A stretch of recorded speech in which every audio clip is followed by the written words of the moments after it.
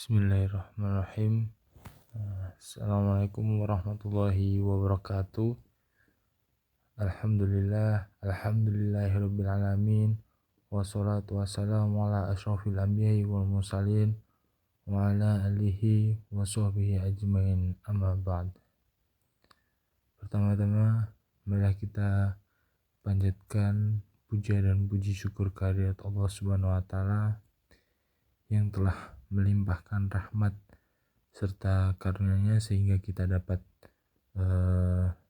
mendengarkan ceramah ini dengan keadaan sehat walafiat tanpa ada halangan satu apapun.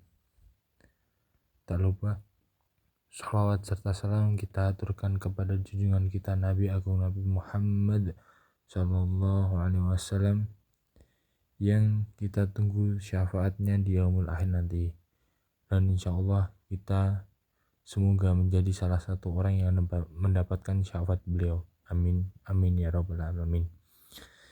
Jadi tema kali ini yaitu mengenai bersyukur dalam berkurban.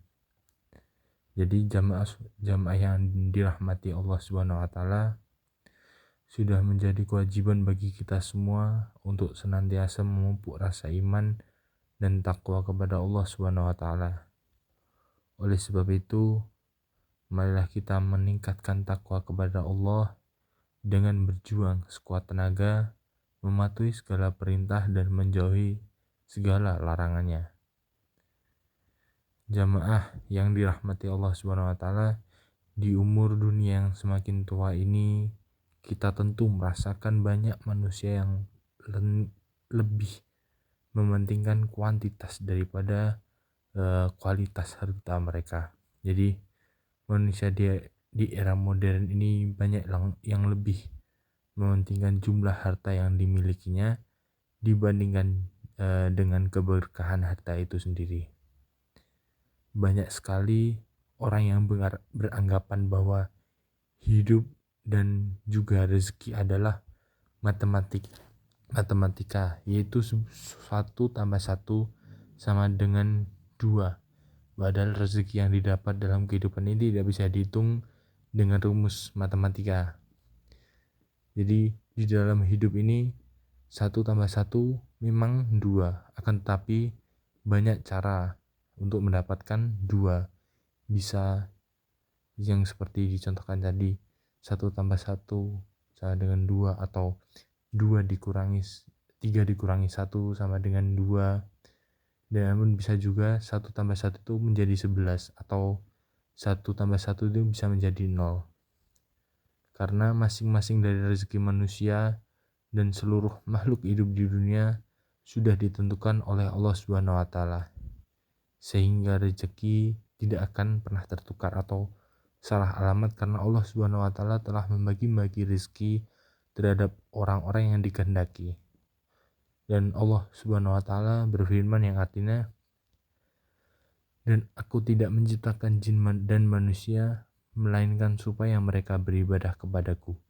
Quran surat Az-Zariyat ayat 56.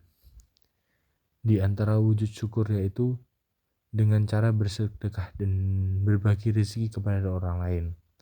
Namun jangan sampai kita berpikir bahwasanya dengan memberikan sebagian rezeki kepada orang lain, harta kita akan berkurang. Tidak, itu pikiran seperti itu jangan sama sekali ada dalam benak kita. Justru malah sebaliknya, saat kita ikhlas untuk memberi kepada siapapun, pada hakikatnya kita juga menerima. Dengan memberi, apa yang kita miliki pun akan semakin menambah berkah dan semakin mendekatkan diri kepada yang memberi rezeki, yaitu Allah Subhanahu wa taala. Di bulan Zulhijjah, wujud syukur dan pendekatan diri kepada Allah Subhanahu wa taala yaitu melalui berbagai rezeki bisa diwujudkan melalui ibadah, yaitu kurban. Karena dengan berkurban bisa benar-benar sangat besar manfaatnya bagi orang-orang yang menerima. Bagi yang sulit ketika mencari kebutuhan pangan, maka berkurban bisa menjadi solusi untuk meringankan kehidupan mereka. Dengan melakukan hal ini, kita bisa mengetahui bahwa berkurban mempunyai dua dimensi hikmah. Yang pertama yaitu dimensi vertikal, yaitu pendekatan diri kepada Allah Subhanahu wa taala untuk mendapatkan ridho dari Allah Subhanahu wa taala. Hal ini juga bisa diketahui dari arti kata kurban itu sendiri berdasarkan etimologi yang berasal dari bahasa Arab koruba yakrobu kurban wa kurbanan wa kirbanan, yang artinya itu dekat. Kedua, dimensi horizontal atau sosial, di mana dengan kurban ini kita mampu menggembirakan orang-orang yang membutuhkan saat Hari Raya Idul Adha.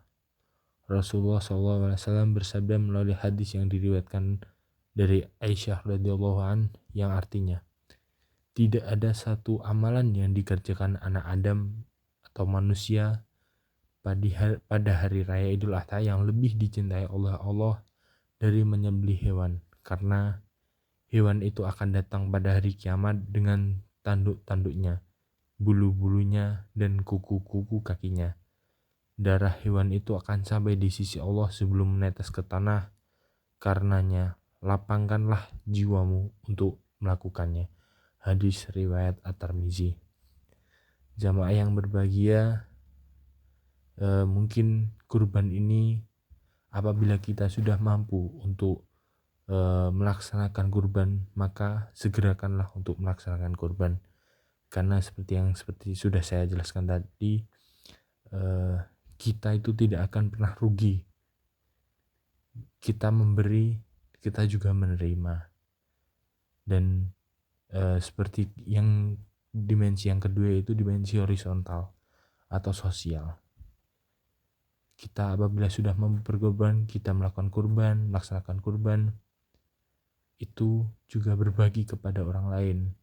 Mungkin bagi mereka yang belum pernah merasakan daging atau pada kehidupan sehari-harinya untuk mendapatkan daging itu susah dengan cara apapun, dan dengan adanya kurban ini mereka bisa merasakan kenikmatan menikmati daging kurban yang dibagikan.